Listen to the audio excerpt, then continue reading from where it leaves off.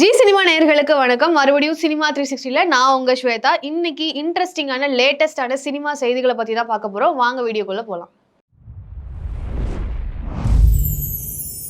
இன்னைக்கு first news என்னன்னா, remake படங்கள்லாம் அதிகமா வந்துட்டு இருக்கிறதுல, இப்போ ஒரு அடிஷனலா இன்னொரு ரீமேக் படம் வரப்போது.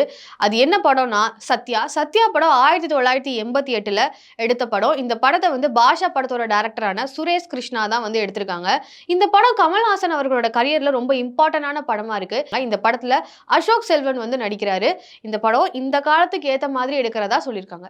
அடுத்த நியூஸ் எம்.எஸ். பாஸ்கரன் ரீசெண்டா பார்க்கிங் படத்துல ரொம்ப நல்லாவே நடிச்சிருப்பாரு. காமெடி ஆக்டரா ஸ்டார்ட் பண்ணி குணச்சித்திர நடிகரா பெர்ஃபார்ம் பண்ணி மக்கள் மத்தியில ரொம்ப நல்லாவே பேசப்பட்டாரு. இப்போ நம்ம எம்.எஸ். பாஸ்கரன் அருண் கே பிரசாத் அவரோட டைரக்ஷன்ல அக்கரன் அப்படிங்கிற படத்துல புரோட்டகனிஸ்டா ரோல் பிளே பண்ணிருக்காரு. இந்த படத்தோட ஃபர்ஸ்ட் லுக் போஸ்டர் சிவாஜி கணேசனோட அவங்களோட வீட்ல அவங்களோட போட்டோ முன்னாடியே ரிலீஸ் பண்ணிருக்காங்க.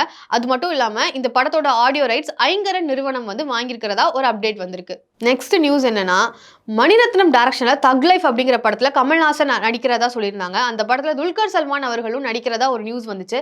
இப்போ இந்த படத்துல துல்கர் சல்மான சிலம்பரசன் ரீப்ளேஸ் பண்றதா ஒரு அப்டேட் வந்திருக்கு. அடுத்து என்ன நியூஸ் அப்படின்னு பாத்தீங்கன்னா, ஃபேமிலி ஆடியன்ஸ்க்கு ட்ரீட்டா இருக்கிற அரண்மனை 4 படத்தோட அப்டேட் தான். இந்த படத்துல தமன்னா, சந்தோஷ் பிரதாப், சந்தானம், யோகி பாபு, கோவை சரளா, ராஷி கண்ணா போன்ற பிரபலங்கள் பல பேர் நடிக்கிற இந்த படம் ஏப்ரல் மாசம் ரிலீஸ் ஆக போறதா சொல்லியிருக்காங்க. அது மட்டும் இல்லாம இந்த படத்தோட போஸ்டரும் ரிலீஸ் பண்ணியிருக்காங்க. இன்னைக்கு சில படத்தோட ரீசெண்ட் அப்டேட்ஸ் எல்லாம் பார்த்தோம். இதே மாதிரி வேற சில நியூஸோட உங்களை சந்திக்கிறேன். அதுவரை உங்களிடமிருந்து விடைபெறுவது நான் உங்க ஸ்வேதா. டாடா பாபாய்.